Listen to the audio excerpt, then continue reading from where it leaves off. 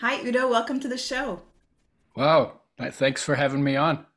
I'm We're gonna so have honored you're here. So honored you're here. And we were just talking a moment ago, and I could not wait to start recording because everything you're saying is so profound. And I think one of the most profound things that you shared, which I think a lot of us need to address, is that our pathway to health is not just through fitness and diet. It is not just through how diet culture has been presenting it to us. It's not about supplements. It's not about all of these calories in, calories out conversations that we've been having. And so I want to jump into that because this is a topic that I am so passionate about. And this is what Fall in Love with Fitness is all about. But I think before we do that, we need to talk a little bit about your story. I yeah. know you are a child of war and you also took your health under your own control. I think there was a pesticide poisoning that you went through at some point in your life. So let's just go ahead and turn over the mic to you a little bit, Udo, and maybe you can share a little bit of your story as we get started here. Okay, so my parents came from Latvia and Estonia, and they moved to Poland after Hitler and Stalin made a non-aggression pact. And as part of that aggression pact, Latvia went to the Soviet Union and part of Poland went to Germany. But there was nobody from Latvia or Poland at the meeting. They just took it because they were big and these were small countries. My father loved Russians, hated communism because they took everything away from everybody. Right. And so was given a farm in Poland because he had German Swedish background, German background basically. He did. My mother had Swedish background, and he was given a farm in Poland, and the farmer became his farmhand. So there's a little tension there, obviously. And so he said, "Look, we're living in crazy times. Let's just run the farm the way the farm should properly be run. And when all this stuff settles out, we'll sort it out." So they became really good friends. And then they helped us get out when the war ended. And we were fleeing. These were women with young children on horse-drawn hay wagons on dirt roads with no military presence. And the communists were chasing us in tanks and trucks. The Allies, like to think of them as the good guys, they were using us refugees as target practice, shooting at us from planes. Wow. And it was winter, and my mother, there were dead horses and dead people in the ditches.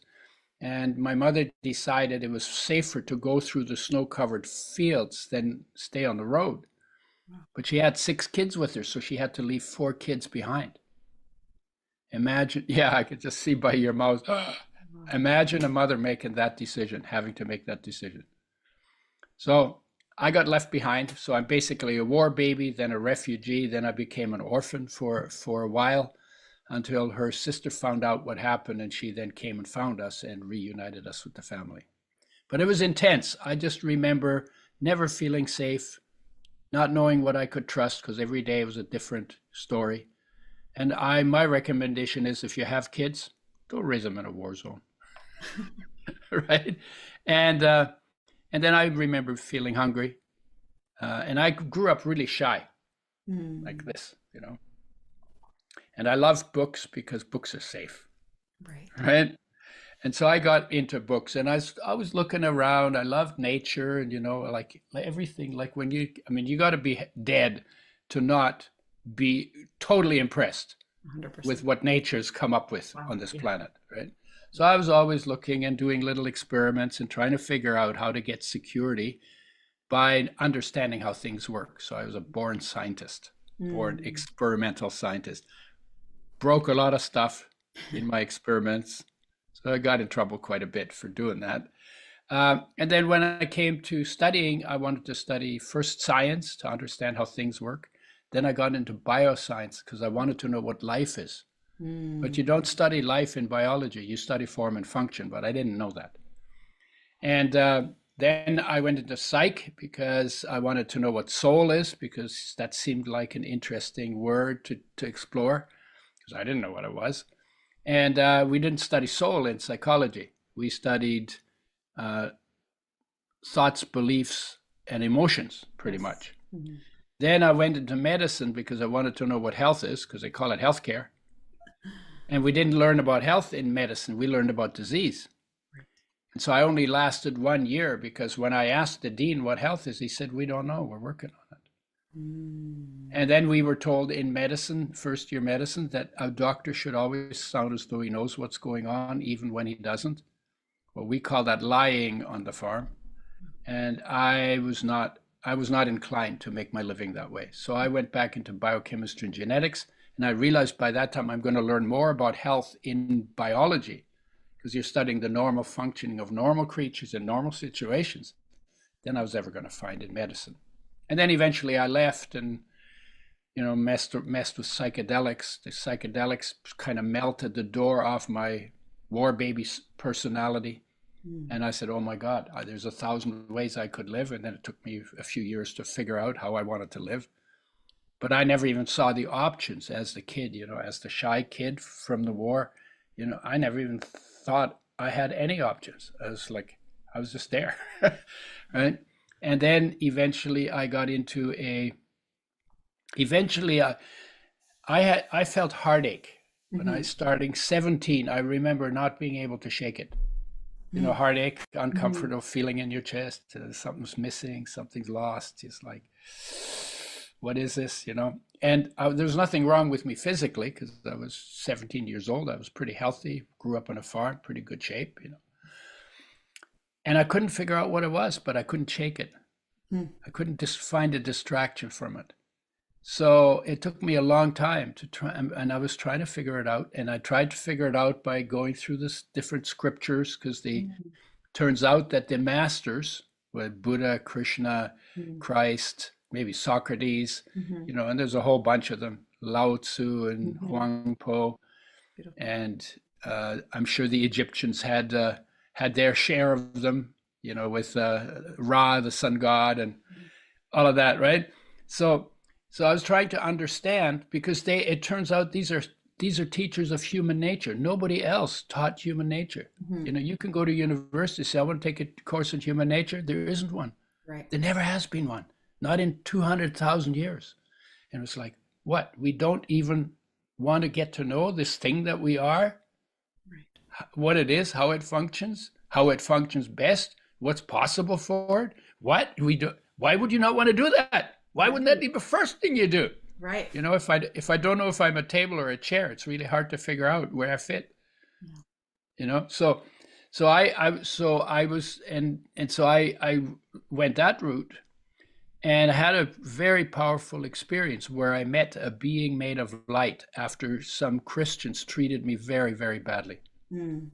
It's a long story, but and so I went in nature to clear my head, and in the middle of the night I woke bolt upright, and there was this being made of light, just there, no labels, no words, but it embodied a message. Because my question when I started pursuing the scriptural stuff, so I wanted to know first of all, what John felt when he wrote, in the beginning was the Word, and the Word was with God, and the Word was God, and the Word became flesh and dwelt amongst us, full of grace and truth. The hair goes up on the back of my head every time I say it, because it's poetry. Yeah. So he must have been feeling something. So I wanted to know what John felt. And then a couple of weeks later, I said, why am I selling myself short? I want to know what Jesus felt. That made him do what he did, live like he did, say what he said, because his life was poetry. And you have to feel something to do poetry. So I wanted to know what that was. So when I had this experience of this being of light, it embodied a message. No words, but it embodied a message. And I could put words to that message, to that embodiment. I am come not to judge, but to love. Yes. So it was like, oh my God, there's the essence of the message of the masters to humanity. I am come not to judge, but to love. Yes. And all my confusion from that bad treatment evaporated. I've never had a question about what the message was. And then that became my standard. It really literally reset my entire life. Yes. And so then that became my message. I am come not to judge, but to love. And then when you set that standard, then every time you miss, you get to learn something. Yeah. Why did I miss? What got in the way? Oh, I had a belief. Oh, I had an idea. Oh, I got triggered, And so then you use the standard. If you never give up on the standard, then you end up failing your way to success, Oh, so good. Yeah. right? So good. And so then I started thinking about, well, who was this? What was this being? Because there was no label, right? Mm-hmm. Well, it could have been Christ, because I was on a Christ trip, sort of trying to understand who this being was. Of course, I came 2,000 years late to the party, so it's a little hard to figure out. If he's not standing in front of me, but then there he was standing in front of me. Then I thought, well, is this Christ, or is this life, or is this spirit, or is this soul? Mm-hmm. And my conclusion was, they're actually all the same. It's all of it. Yeah. That what Christ talked about is in every human being. Yes. That what Buddha talked about is in every human being. 100%. And you call it Christ if you're a Christian, you call it Buddha if you're a Buddhist, and you call it life if you're just a normal person. Yeah. Same, right? So then I started thinking about life. Okay, well, what is life? Well, actually, you look at the planet, everything is fed by the sun. Mm-hmm. There's the power source, right? Mm-hmm. So the sun radiates in all directions. It's a 15 million degrees Celsius. So you don't really want to dip your toe in the sun, because it'll melt your toenails, right? But then it's filtered through 93 million miles of space. And then it's filtered through the Earth's atmosphere. And then it's filtered through plants, mostly green plants. And the solar energy fraction that remains excites electrons, which then bond between atoms to make molecules. Mm. And that solar energy fraction is stored in the bonds. Then we eat those molecules as food, and in our cells, those bonds get broken, the energy is released. Now we call it solar energy fraction life, or life energy. So good. Right? And that life energy, if you think about what is its nature, it is unconditional, empowering love. Yes. For the body. Mm-hmm. It is omnipresent, everywhere present in your body, all-knowing, omniscient in your body, and all-powerful, omnipotent in your body. That's the definition of God. Yes. So God lives in human beings as life. Absolutely. You could, that's a short summary, right? Yeah. And it weighs nothing and runs everything. And we are actually that energy. Because if I say to you, hey, Sherry, whose body is that? Right. What would you say? Yeah, it's the body I get to experience the world in, but it's whatever is the witness that's experiencing that body, that's right. also the source. Right, but you didn't answer my question, because you're already too clever, right? Most people, when you say to them, whose body is that, will say, well, it's my body. My body, right? Yeah. Okay, so when you say this is my body, you've just told me you're not the body. Right. You've just told me you're the owner of the body, and your body is your property, my body. Right. Right? So then who are you as owner of the body? Mm-hmm. Who owns your body? Right. Life owns your body. Mm-hmm. Right? So you are actually not the body. It's just the body is a way to locate you. Yes. But you are actually life. You are that solar energy fraction. That solar energy fraction that weighs nothing, runs everything, is indestructible, is perfect health, and it flows through your body and does all the work that needs to be done in the body, making cells and reproducing cells and cleaning up the garbage, doing the immune functions, doing the, and it's always, the body's always turning over, the energy is turning over, everything is turning over. And every atom turns over at a different rate. Mm. And the energy turns over at a different rate. Some of it fast, some of it slow. Water goes through your body. If you drink 2 liters of water a day, like they say you should, then more than 10 times your weight in water goes through your body every year. Mm. Mm-hmm. And there are people who say every year 98% of the atoms in your body are removed and replaced. Yes. Some of them many times over, right? And that means if something goes wrong in your body and you raise the standard for intake of food, water, and air, then in 1 year, you can have rebuilt 98% of your body to a higher standard. Mm. And that's called healing. That's why Mm. healing is possible, because the body is always turning over. Mm. Major construction site, That's so powerful. I want to get into right? that in just a moment. Yeah. And there's so much to unpack here. And first and foremost, I want to honor you so much for sharing your story and for being vulnerable. And I could just imagine what it must have felt like to be one of the children left behind. And so, as you're talking about this journey and really coming to this place where you're choosing love over judgment, I can't help but wonder how much of that, just this idea of judgment, judgment of self, judgment of what we're doing, what we're not doing, judgment of others, is really the root source of the conflict of what we are experiencing on a day to day basis, including our own suffering, right? Judging what we like, what we don't like. And this, of course, in Buddhism is called clinging, right? Clinging on to what you like and Clean. Yeah. attaching yourself to the things that you don't, Attachment. right? Yeah. Hmm. Right. And also just the basis of yoga, just the idea of attachment. And so Yeah. just having had that experience, and for anyone who's listening right now who's gone through a lot of trauma, because you've walked us through your path through psychology, through medicine, conventional medicine, and then through biology, just understanding the function and the physiology of life itself. How can one actually get to this place where they're able to not judge the things that have happened to them, the experiences, the traumas that they've endured, to get to this place where it is just pure infinite love? Right. Great question. And it's the obvious important question. Mm. And I would say you start with heartache. Mm.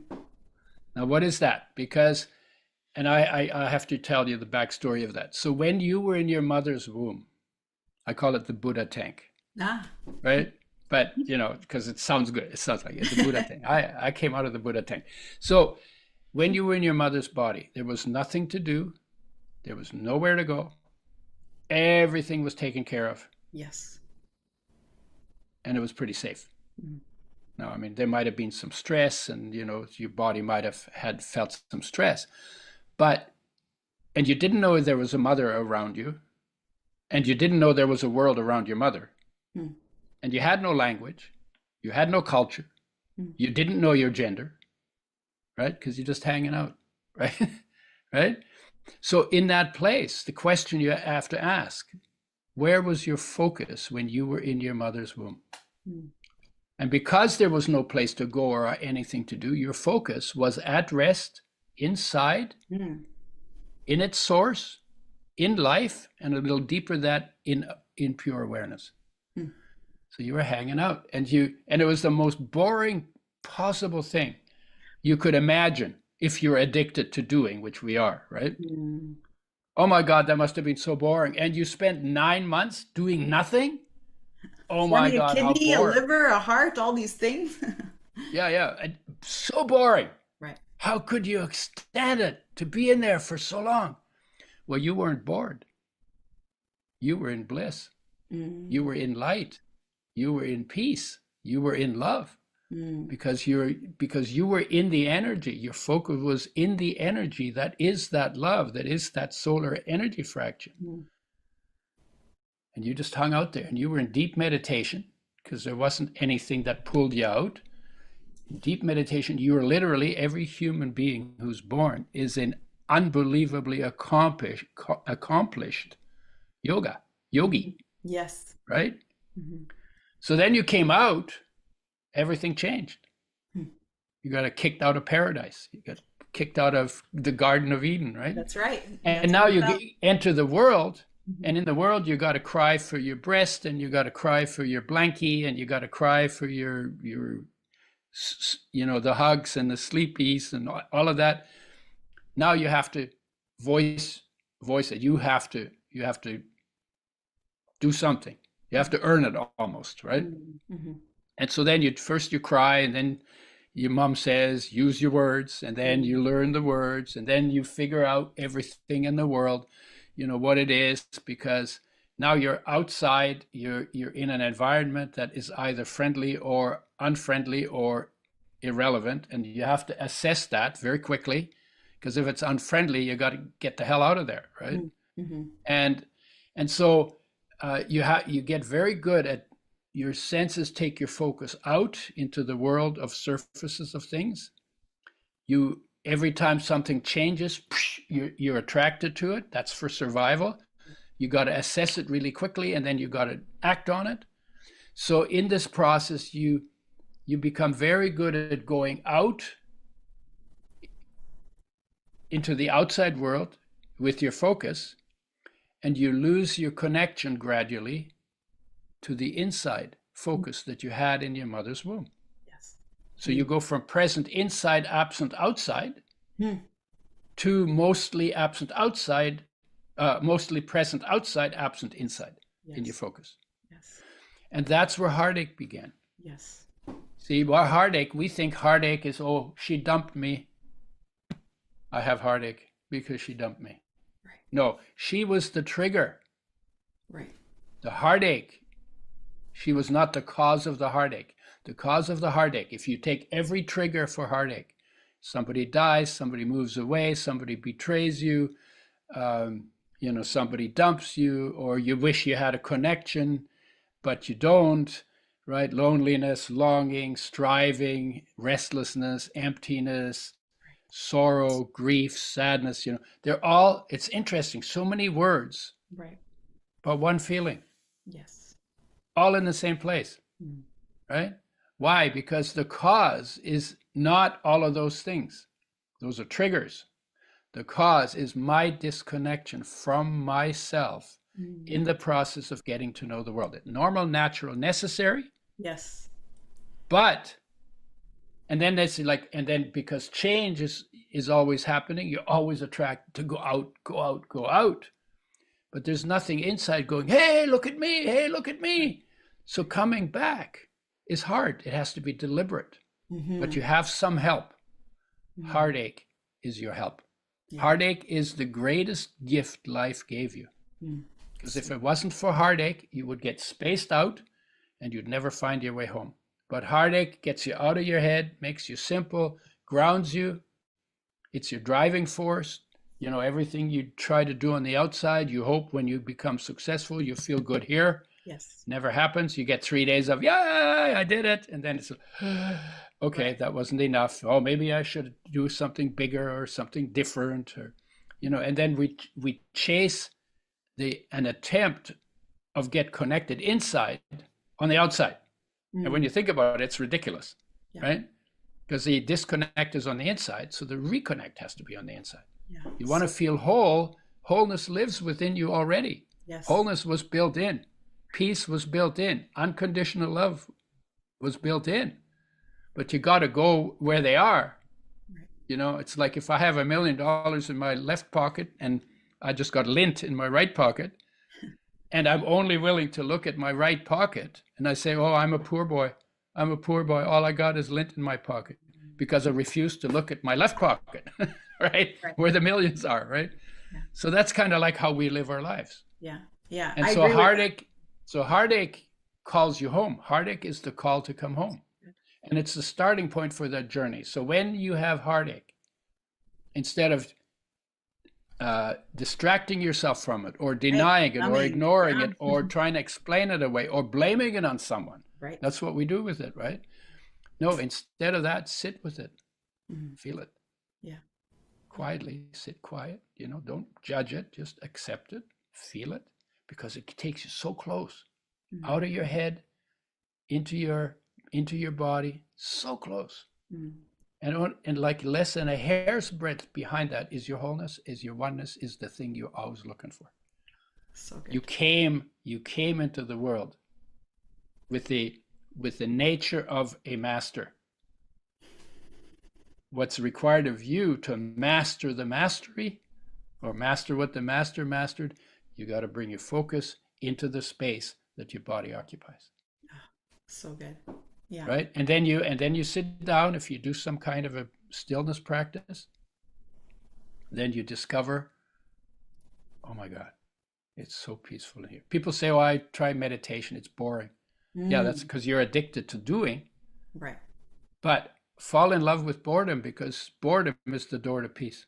In fact, if you pay attention to the boredom, there's nothing going on.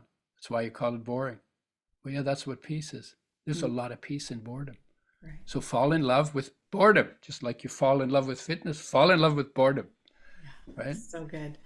And Yeah, then and it we're just takes overly, practice. So yeah, every right. day you come home, because every day your senses take you out. So every day you deliberately make time to come home, to be with yourself, to and that's also where your rest comes from, because Yes. we say work hard, play hard, and then I say no, I got to add to that, do nothing hard, right? Because when you do nothing, then you get the rest, then you recover, you get your immune system kicks up, you know. So the do nothing part is as important as work hard, Yes. just as important, Right. in some ways more important. Yeah. Yeah, so well said. It's that space in between, and we've gotten to this point where it is so much go go go, constant Yeah, exposure and interaction with the outside world. And as you were speaking, what I was just imagining is the heart center, the heart chakra, or the energy center, yeah, as most of yeah, us know it as. And what we do is we continue to block it. That is the heartache. That's just the stopping that flow of energy or chi that we naturally feel. And so, mm-hmm. what we've actually done is relied on outside sources, outside objects for that Yeah, burst of happiness or joy that you were referring to. yeah, When I get the guy, then this is going to happen. And when I get this much money, and when this happens, and when that happens, and I need all these things to happen, and I need all these things to not happen so that I feel okay. And so here we are controlling our outside world. And this is, of course, based on our life experiences, our traumas, our ego, all the things that we've created around our identity. And to yeah. your point, never really sitting with ourselves and actually experiencing that joy from within. And I'm super curious, Udo, like you had mentioned earlier, we have to raise our vibration. We have to almost raise our level of, I think you were saying that our energy levels in order to create that healing. So almost this upgrade that we're doing. I'd like to come back to that and Mm-hmm. talk a little bit more about what does that mean in terms of healing? So if we are going to use this light energy, this infinite love energy to restore ourselves, and knowing that nature has its infinite capacity to heal and restore, and we allow for that energy to flow, what does that look like? How do we upgrade that level of Okay. thinking and being to create Yeah, that healing environment? yeah. Well, I guess what I have to say is, look, you are already perfect health. Mm. Life Mm. is perfect health. Mm. I have not been sick other than my pesticide poisoning, right? I have not been sick since I recognized that. There was like my I don't know what you call that. It's like a completion of some kind, right? Mm. When I had that experience, it completely reset everything. Mm. And now it's like that is more important to me than all the beliefs I have that interfere with my health. Ah, I have a lot of beliefs. We all have a lot of beliefs, Oh, you're not good enough. Oh, yes. oh, you're always this, and oh, you're always that, and why can't you be like somebody else? And so you get a lot of that as a child, and then you say, oh, well, you should become a doctor. No, you should become a lawyer. Oh no, oh, what do you mean you quit school? So you get all these things, right? And if you don't have a standard to live by, and life has to be that standard, Mm. there's your perfect health. Mm. If you literally were in touch with your life, that would override all of your mental stuff. But what we do is we disconnect from life, and then we make the mental stuff real.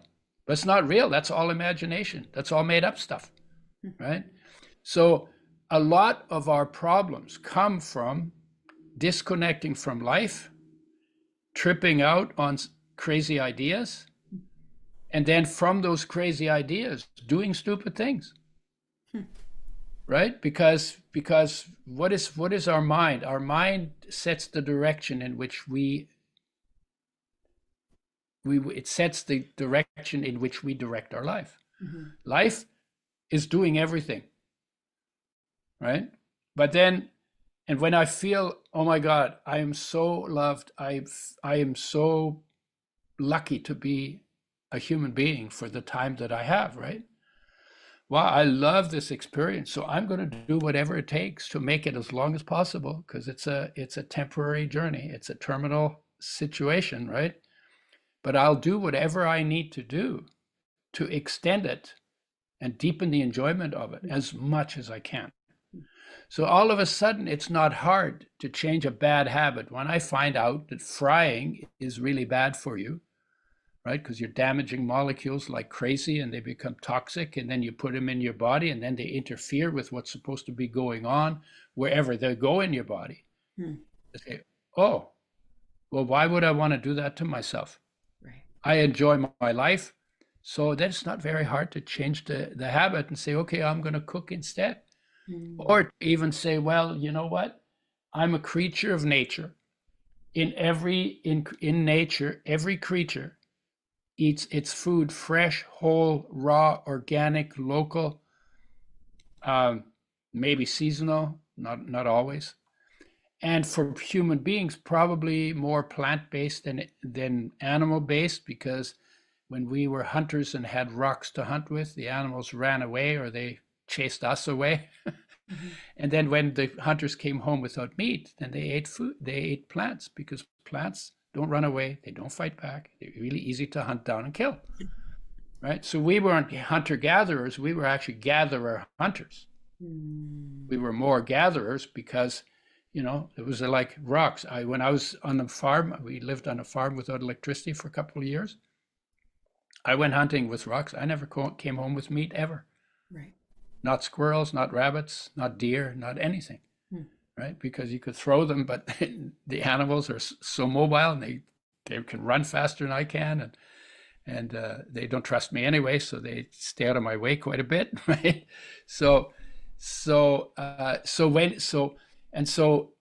And it's not that you want to raise the standard in a way. You do want to raise the standard, the way we use that phrase, but what you want to do is deepen your experience of your life.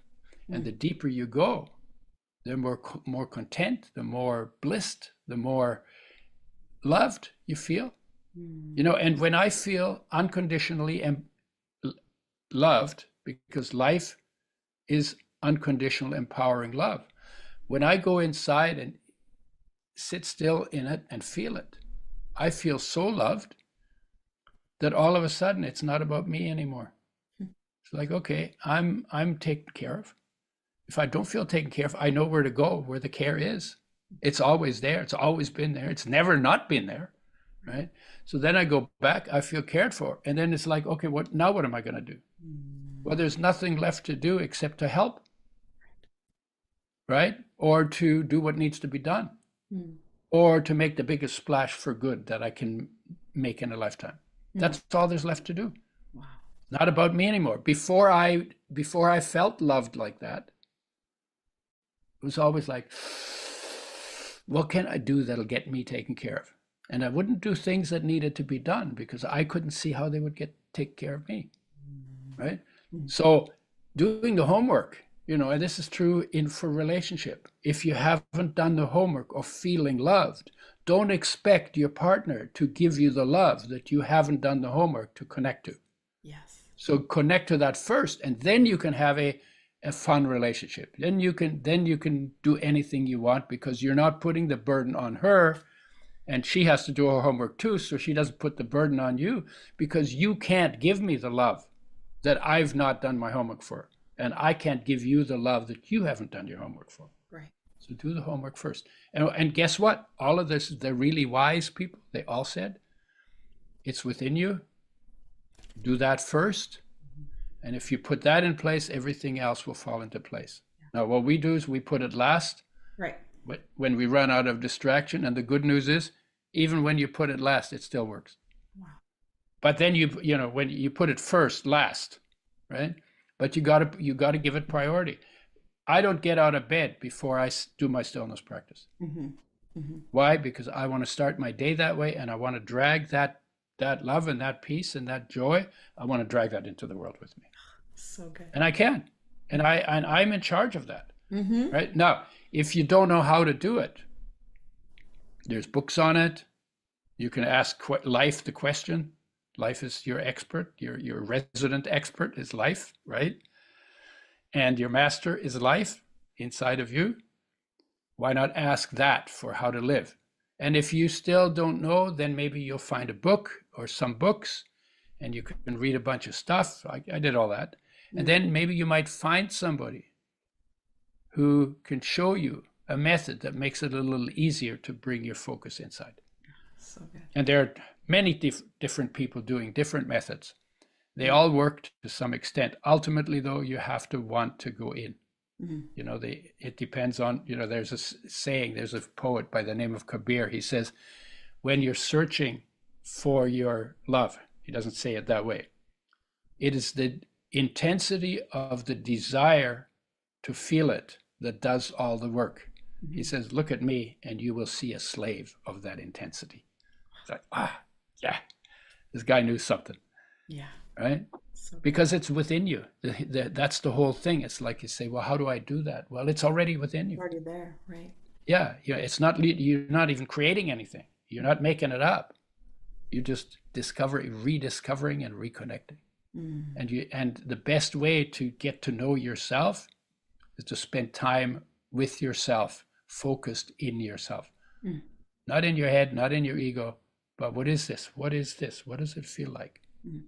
You know, and it's like, how does it work? You know, as little kids, we say, oh, wow, that's Right. that's really Curiosity. wow, all my fingers bend. Wow, I got 3 joints on every finger. Holy smokes.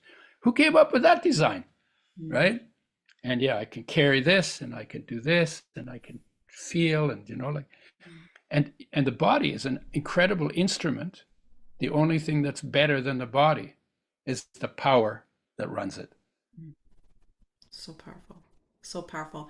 And I think And then you want to sit still, and you want to bring your focus into that energy, into that power. Yeah, so good. Wisdom there, insight there, purpose there. Everything is there. Everything we're trying to figure out in our head is already present, fully fledged in our body. Yeah. In a somatic space. Yeah. And this seems to be also just sort of along the lines of your 8-step process. So I know you bring together this 8-step process where you're talking about the elements of nature, human nature, physical health, mental health, presence awareness, life, energy, and just being in harmony with nature itself. So could you expand on that a little bit more? Yeah. So where that came from is I was working on health. I did oils, and then I did digestion, and then I was working with greens, and I was sitting and saying, okay, well, what else affects health? And it occurred to me all of a sudden, oh my God, everything affects health. Okay, then it's questions, well, what is everything? So I came up with a system. If you go to the core of your being, you're going to find peace there. That's pure awareness is peace. That peace, you're a center for that peace. Every human being is a center for that peace. And that peace is not limited to the body, but goes outward from that center to infinity. So peace has always been everywhere. Even war takes place in peace. The universe explodes in peace. Everything, your body was made in peace. So peace is everywhere, and peace is the foundation of everything. Okay? So that's the first one. The second one within that peace is the unconditional empowering love that is solar energy, that is life, that is a flow through your body, that does all the work in flowing through your body. And then the shine of that unconditional love into the world, I call it inspired purpose, but it's also positive mind. It's kind of where it's the connection, the bridge between you and the world and what you bring to the world. The shine of love, or what you do in the shine of that love to help people, to make life better for people. That's number 3. Number 4 is physical body, food and fitness, digestion, sleep, rest, recovery, exercise. What else? And detox, avoidance of toxins and detox, right? That's number 4. Number 5 is survival smarts, or protective mind. And that's about food, shelter, safety, warmth, and maybe skills to anticipate what kind of environmental problems can occur. Like if you're in an earthquake zone, I hear there's a sign in Japan somewhere that it says, do not build below this point. Right. And the point of it is that sometimes you get tidal waves. And so they know that, right? They get earthquakes and they get tidal waves. So they put a place, the highest a tidal wave ever gets, It said, don't build below this point. Well, they didn't do that when Fukushima happened. They obviously built lower than that. Stupid, right? But of course, if you're not paying attention, then you do stupid things. Or you don't build a log cabin under a rock slide. Yes. Right? Or you don't build a house on the side of an active volcano. Mm-hmm. Right? So there are skills involved. Or you might have a drought, so you want to have water on hand, or you might get flood, so you maybe want drainage, or you want to build a house on stilts so the house doesn't get washed away. Right? So there are skills, or there are certain kind of animals that you maybe, if you live in the woods, right, you want to have a gun, or you want to have something that you can use to protect yourself. Mm-hmm. So that's number 5. Then number 6 is social group. Mm. And that other people affect your health. Yes. When we were kids playing soccer and somebody missed the ball and kicked us in the shins, we would scream at them, "You make me sick." Right? So even as kids, we knew that other people affect your health. Right. And so what do you do there? Well, you inherit some people called family. Mm. You don't necessarily get along with all of them, and you choose friends who are empowering and accepting, or accepting and empowering. Mm-hmm. You don't go into places where everybody puts you down all the time, because after a while it works on you. Yeah. Right? So you want to be someone who accepts and empowers other people. Mm-hmm. And you want to be around people who accept and empower other people. Mm-hmm. And then you can do all kinds of cool things that are constructive and not destructive. Mm-hmm.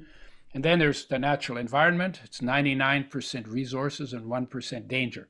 Mm-hmm. So you got to have respect for the power, and you got to be grateful for the resources. Wow. Right? And then the last one is infinite awareness, and that's the extension of internal awareness. Mm-hmm.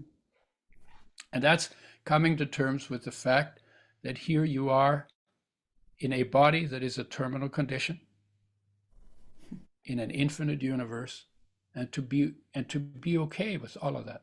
Yeah. Right? And to enjoy the gift, knowing that it's a temporary gift. Right? You didn't live for billions of years. Now you're here. Maybe you get 100 if you're lucky. Yeah. I'm 82, so I'm getting up there, right? And then I won't be there for billions of years. Yeah. So this time that I have is the holiday. It's the special time. Yeah. Oh my God, make the most of it. And how do you make the most of it? Be so present in your life that you're fully present in all of your being. And then do the simple things that need to be done. Don't get overwhelmed, because you don't have to fix everything. You just do little things, Be helpful. If somebody's standing on the sidewalk and they're turning a map upside down, they're probably trying to figure out where to go. Help them. If you're local, help them. Right? Simple stuff. Yeah. Right? If a lady drops her groceries and the apples are rolling all over the ground, help her pick them up. Yeah, it's not a big deal. If there's garbage there and you like the place where you live, clean up garbage that isn't yours. Yeah. Right? And then how can you be inspiring to people when they're down? How can you remind them of their own magnificence? So good. Right? And then live your life that way. Right? So those are the 8 parts. And then emotions are a composite of all 8. And whenever you get out of line in one of those, you lose some of your health. Whenever you get back in line, you get that part of your health back. And your emotions will show that. If you're in line with all 8 parts, your main emotion will be serene passion or calm presence. Right? And so you can live your life in calm presence, and you're never far from home, because that's what home is. It's like, and let's see what else. Oh yes, that each one of those 8 parts has a different nature and a different function, and needs a different kind of attention on a regular basis, goes off in a different way, and responds to a different kind of intervention. And if you understand that system, you basically have the complete healing system. for anything that goes on any of those levels. What is most neglected is the first three. Yes. Awareness, love, and inspired purpose. Those three are majorly neglected. And because of that, we're discontent. And out of that discontent that comes from our disconnection, from our heartache, we do destructive things. And that's what the problem is in the world. Every problem in the world that humans made, you can bring it back to discontent. Destructive action coming out of feeling discontent. Wow. So it goes discontent feeling, discontent thoughts, discontent words, destructive actions. Yeah.